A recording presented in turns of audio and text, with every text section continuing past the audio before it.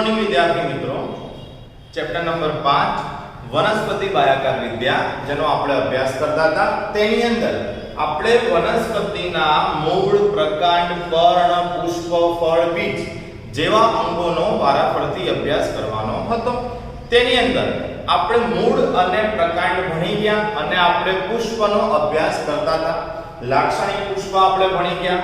પુષ્પના ચારેય પ્રજનન ચક્ર, વજ્ર ચક્ર, દલ ચક્ર, પુંકેસર ચક્ર અને સ્ત્રી કેસરનો પણ આપણે અભ્યાસ કર્યો। હવે પુષ્પની અંદર આજે આપણે ભણવાનું છે પુષ્પ વિન્યાસ। પુષ્પ વિન્યાસ જે છે તેને એન્થોટેક્સી તરીકે પણ ઓળખવામાં આવે। પુષ્પ વિન્યાસને એન્થોટેક્સી તરીકે પણ ઓળખવામાં આવે। હવે આને સમજીએ સૌથી પહેલા કે પુષ્પ વિન્યાસ એટલે શું। તો પુષ્પને ધારણ કરતી અક્ષ અથવા તો પુષ્પ ધારણ કરતી ધરી, પુષ્પને ધારણ કરતી ધરી અથવા તો અક્ષને પુષ્પ વિન્યાસ અક્ષ કહે છે। અને આ પુષ્પ વિન્યાસ અક્ષ ઉપર પુષ્પોની ગોઠવણીને પુષ્પ વિન્યાસ અક્ષ ઉપર પુષ્પોની ગોઠવણીને પુષ્પ વિન્યાસ તરીકે ઓળખવામાં આવે। ટૂંકમાં આપણે શરૂઆતથી ભણીએ છીએ કે વિન્યાસ એટલે ગોઠવણી, જેમાં આપણે કલિકાંતર વિન્યાસ જોયો, જરાયુ વિન્યાસ જોયો, પર્ણ વિન્યાસ જોયો, શાખા વિન્યાસ જોયો। આ બધામાં આપણે ક્યાંક ને ક્યાંક ગોઠવણીનો જ અભ્યાસ કર્યો છે। તો અહીંયા બી આપણે પુષ્પની ગોઠવણીને જ સમજવાની છે। તો પુષ્પ વિન્યાસ જે છે એ મુખ્યત્વે બે પ્રકારના હોય। એક છે અપરિમિત પુષ્પ વિન્યાસ અને બીજું છે પરિમિત પુષ્પ વિન્યાસ।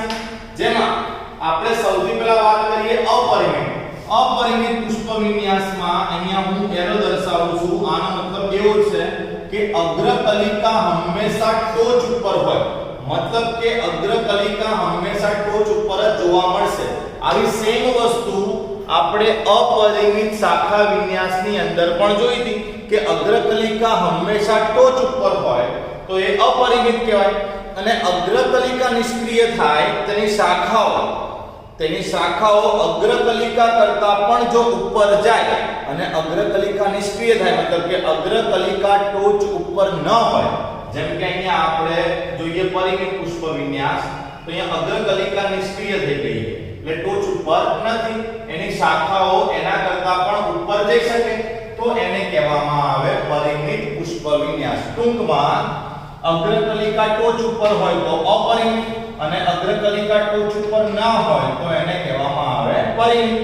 તો અહીંયા જોઈએ આપણે અપરિમિત પુષ્પ વિન્યાસ, તેમાં અગ્રકલિકા પુષ્પમાં ફેરવાતી નથી। એનો બીજો અર્થ એવો થયો કે અગ્રકલિકા હંમેશા ટોચ ઉપર જોવા મળે। અગ્રકલિકા હંમેશા ટોચ ઉપર જોવા મળે। હવે આ જે અપરિમિત પુષ્પ વિન્યાસ છે તેના અલગ અલગ એવા 6 પ્રકાર પડે: કલગી, શુકી, માંસલ શુકી, નીલમ શુકી, છત્રક અને સ્તબક પ્રકારનો પુષ્પ વિન્યાસ। આ 6 પ્રકાર અપરિમિત પુષ્પ વિન્યાસના પેટા પ્રકાર છે। તો પહેલા આપણે વાત કરીએ કલગી પ્રકારના પુષ્પ વિન્યાસની અંદર આ જે પુષ્પ વિન્યાસ અક્ષ છે એમાં અગ્રકલિકા તો ટોચ ઉપર રહેવાની હોય। આ જે અક્ષ છે એ અક્ષ પાતળી હોય, લાંબી સીધી ટટ્ટાર હોય અને તેની પર સદંડી પુષ્પ ગોઠવાય। તેની પર સદંડી પુષ્પદંડ ધરાવતા હોય તેવા પુષ્પ, એટલે કે સદંડી પુષ્પ ગોઠવાય તો તેને કલગી પ્રકારનો પુષ્પ વિન્યાસ કહેવાય। એક્ઝામ્પલમાં રાય અને બીજું આવશે ગલતોર। હવે કલગી પુષ્પ વિન્યાસ પછી જોઈએ આપણે શુકી પુષ્પ વિન્યાસ। તો શુકી પુષ્પ વિન્યાસની અંદર પણ પુષ્પ વિન્યાસ અક્ષ જે છે, આ પુષ્પ વિન્યાસ અક્ષ એ કલગી પુષ્પ વિન્યાસ જેવી જ હોય, मतलब કે સીધી, પાતળી અને ટટ્ટાર, પણ એની પર જેમ અહીંયા સદંડી પુષ્પો હતા એવા સદંડી પુષ્પો નહીં, એની જગ્યા ઉપર કેવા પુષ્પો ગોઠવાશે? અદંડી પુષ્પો ગોઠવાશે. તો સૂકી પુષ્પ વિન્યાસની અંદર અક્ષ જે છે એ લંબાયેલો હોય, પાતળો હોય, કટ્ટાર હોય અને તેની પર અદંડી પુષ્પ ગોઠવાય. તેની પર અદંડી પુષ્પ ગોઠવાય તો તેને સૂકી પ્રકારનો પુષ્પ વિન્યાસ કહેવાય. બંને આકૃતિમાં અક્ષ સરખી છે પણ અહીંયા પુષ્પ સદંડી છે તો અહીંયા પુષ્પ અદંડી છે. સૂકી પ્રકારના પુષ્પ વિન્યાસનું એક્ઝામ્પલ આવશે અંગેડી અને બીજું એક્ઝામ્પલ છે અરડુસી. ત્યારબાદ ત્રીજો પ્રકાર આપણે જોઈએ માનસલ સૂકી. હવે માનસલ સૂકી એટલે શું? તો માનસલ સૂકી એટલે કે એમાં જે પુષ્પ વિન્યાસ અક્ષ છે એ પુષ્પ વિન્યાસ અક્ષ આપણને માનસલ અને દળદાર જોવા મળે.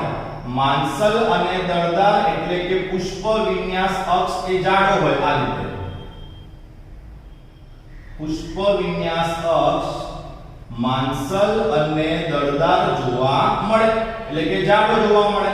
ઓકે, આ રીતે. અને તેમાં તલ ભાગે, તલ એટલે કે નીચેના ભાગે આ તરફ અદંડી પુષ્પ ગોઠવાયેલા હોય. તો જો પુષ્પ વિન્યાસ માનસલ અને દળદાર હોય એટલે કે જાડો હોય અને તલ ભાગે અદંડી પુષ્પ ગોઠવાય તો એને કહેવામાં આવે માનસલ સૂકી. એના એક્ઝામ્પલમાં આવશે અળવી અને બીજું એનું એક્ઝામ્પલ આવશે કેટ. ત્યારબાદ નિલંબ સૂકીની વાત કરીએ તો પુષ્પ વિન્યાસ અક્ષ નબળો હોય. નબળો એટલે કે ઈવન સીધો ટટ્ટાર ઊભો રહી શકતો નથી. આમ તો વળી ગયો છે એટલે કે પુષ્પ વિન્યાસ અક્ષ નબળો હોય, સીધો ઊભો ન રહી શકતો હોય અને તેની ઉપર જો અદંડી પુષ્પ ગોઠવાય, તેની ઉપર અદંડી પુષ્પ ગોઠવાય તો તેને નિલંબ સૂકી કહે છે. નિલંબ સૂકીનું એક્ઝામ્પલ છે શેતુર અને બીજું એક્ઝામ્પલ છે બિલાડગુચ્છ. ત્યારબાદ આગળનો પ્રકાર જોઈએ આપણે છત્રક પ્રકારનો પુષ્પ વિન્યાસ. તમે લોકોએ વરિયાળી બધાએ જોઈ હશે તો એની અંદર શું હોય કે પુષ્પ વિન્યાસ અક્ષનો ટોચનો ભાગ જે છે એ સંકુચિત બની જાય અને એની ટોચ ઉપર છત્રીના સળિયાની જેમ, એની ટોચ ઉપર છત્રીના સળિયાની જેમ પુષ્પ ગોઠવાય. છત્રીના સળિયાની જેમ પુષ્પ ગોઠવાય તો આવા પુષ્પ વિન્યાસને છત્રક પુષ્પ વિન્યાસ કહેવાય. જો પુષ્પ વિન્યાસ અક્ષ સંકુચિત બને, તેની ટોચ ઉપર છત્રીના સળિયાની જેમ પુષ્પો ગોઠવાયેલા હોય તો એને કયો પુષ્પ વિન્યાસ કહેવાય? છત્રક પુષ્પ વિન્યાસ. અને એના એક્ઝામ્પલમાં આવશે વરિયાળી, જીરું અને કોથમીર. એક્ઝામ્પલમાં શું આવશે? વરિયાળી, જીરું અને કોથમીર.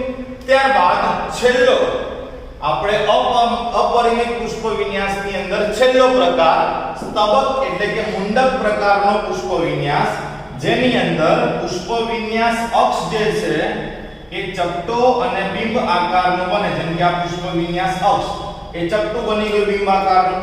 એની પાસે બે પ્રકારના પુષ્પો હોય, બિંબ પુષ્પકો અને કિરણ પુષ્પકો. તો જુઓ કેન્દ્રની અંદર અત્યંત નાના કદના પુષ્પકો ગોઠવાયેલા હોય. આ કેન્દ્ર તરફના નાના પુષ્પકોને કહેવામાં આવે બિંબ પુષ્પકો. જ્યારે એની કિનારી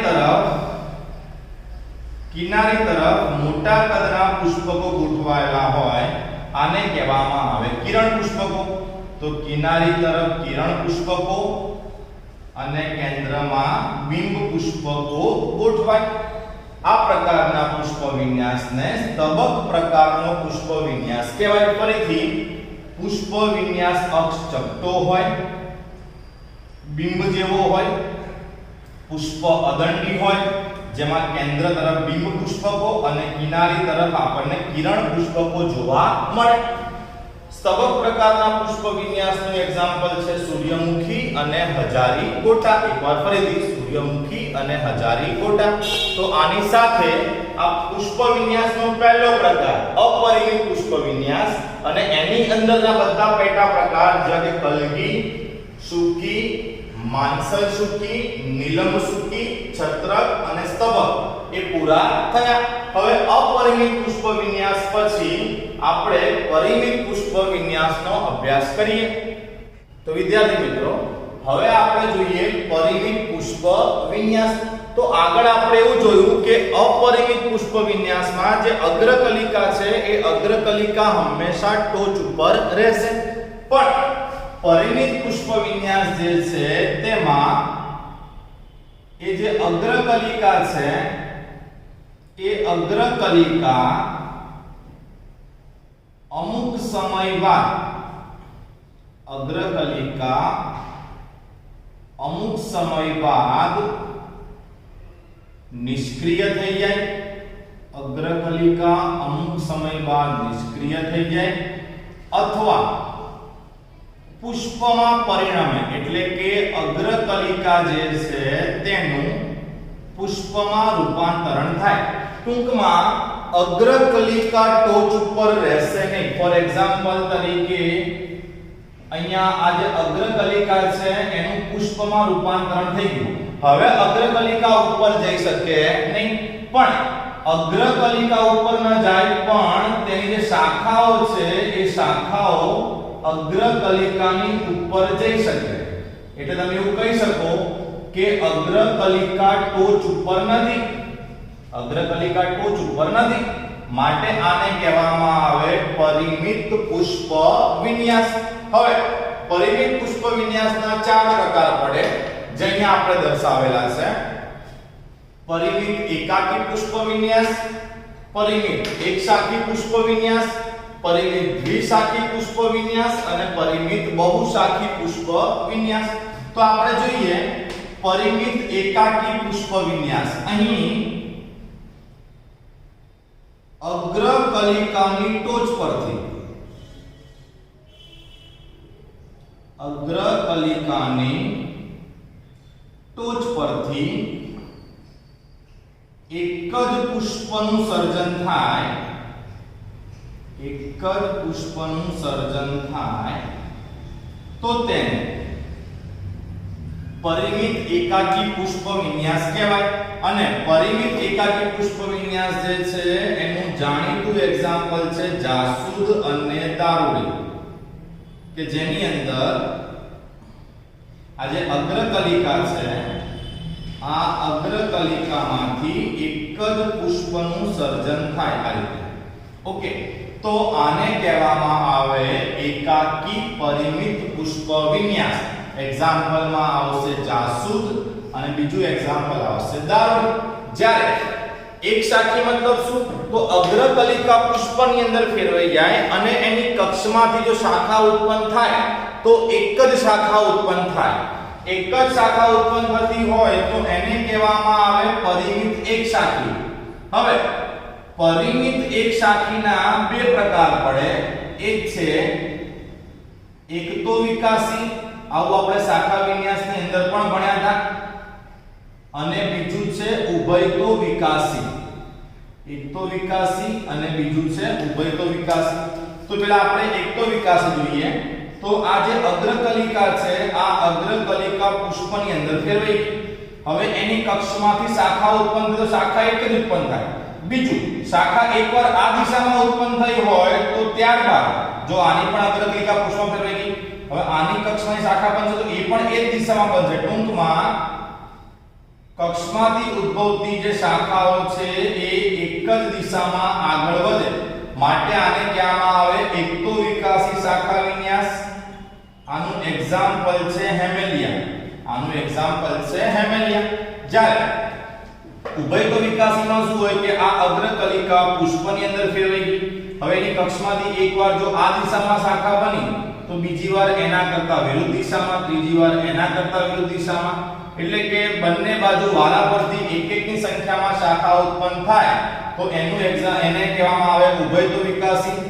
અને ઉભયતો વિકાસી જે પુષ્પ વિન્યાસ છે, ઉભયતો વિકાસી જે પુષ્પ વિન્યાસ છે તેનું એક્ઝામ્પલ છે હાથીસુંડી. એટલે કે એક શાખી મતલબ એક જ શાખા ઉત્પન્ન થાય, અગ્રકલિકા પુષ્પમાં ફેરવાઈ જાય અને કક્ષમાંથી એક જ શાખા ઉત્પન્ન થાય. જો શાખા સતત એક જ બાજુ ઉત્પન્ન થતી હોય તો એને એક તો વિકાસી પુષ્પ વિન્યાસ કહેવાય, એક્ઝામ્પલમાં હેમેલિયા, અને બંને બાજુ વારાફરતી શાખાઓ બનતી હોય તો એને ઉભયતો વિકાસી પુષ્પ વિન્યાસ કહેવાય, એક્ઝામ્પલમાં આવશે હાથી સુંડી.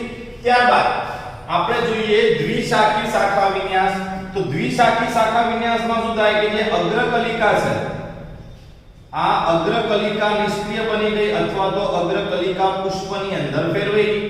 હવે એની કક્ષમાંથી જ્યારે પણ શાખા ઉત્પન્ન થાય તો એ શાખા બે ની સંખ્યામાં, જેમ કે આ એક શાખા, આ બીજી શાખા, હવે આની પણ અગ્રકલિકા પુષ્પમાં ફેરવાય અને એની કક્ષમાંથી જ્યારે પણ શાખા ઉત્પન્ન થાય તો એ પણ બે ની સંખ્યામાં જ હોય. જ્યારે બી અહીંથી પણ શાખા ઉત્પન્ન થાય એ બે ની સંખ્યામાં જ હોય. મતલબ જેટલી વાર શાખા બનશે એ બે શાખા ઉત્પન્ન થતી હોવાને કારણે આને આપણે દ્વિશાખી પુષ્પ વિન્યાસ કીધો. એના એક્ઝામ્પલમાં આવશે જુઈ, બીજું આવશે પારિજાતક અને ત્રીજું આવશે ગુલબાસ. ત્યારબાદ દ્વિશાખી પુષ્પ વિન્યાસ પછી હવે આપણે જોઈએ બહુશાખી પુષ્પ વિન્યાસ. તો અહીંયા પણ એઝ ઇટ ઇઝ અગ્રકલિકા જે છે એ પુષ્પની અંદર ફેરવાય. નામના આધારે વ્યાખ્યા આમ તો આવડી આવી છે અને કક્ષમાં એ શાખાઓ બને એ શાખાઓ બે કરતા વધારે હોય. જ્યારે બે કરતા વધારે શાખાઓ બનશે ત્યારે એને આપણે કહીએ છીએ બહુશાખી પુષ્પ વિન્યાસ. જ્યારે શાખાઓ બનશે ત્યારે શાખાઓ બે કરતા વધુ સંખ્યામાં હશે એટલે એને શું કહેવામાં આવે? બહુશાખી પુષ્પ વિન્યાસ. એક્ઝામ્પલમાં આવશે લાલ કરણ, બીજું એક્ઝામ્પલ આવશે કપાસ અને ત્રીજું એક્ઝામ્પલ આવશે આકડો. તો આની સાથે પરિમિત પુષ્પ વિન્યાસ જે છે તે પણ પૂરું થયું. તો આજે આપણે પુષ્પની અંદર જે થિયરી ભણ્યા તે છે પુષ્પ વિન્યાસ. પુષ્પ વિન્યાસ આપણી બુકમાં નથી આપી પણ તમને એના MCQs જે છે એ રેફરન્સ બુકમાં જોવા મળી શકે, પરીક્ષાની અંદર તમને પૂછાઈ પણ શકે. તો એ હેતુથી આપણે પુષ્પ વિન્યાસ જે છે એ પણ સંપૂર્ણ સમજાવ્યું છે અને આ બહુ સિમ્પલ ટોપિક છે. તમે એકવાર ધ્યાનથી જુઓ, સમજો તો 100% આપણને આવડી જાય એવું છે. હવે પુષ્પની અંદર આપણે માત્ર પુષ્પના પ્રકારો ભણવાના છે. આ પુષ્પના પ્રકારો જે છે એનો આપણે આગળના લેક્ચરમાં અભ્યાસ કરીશું.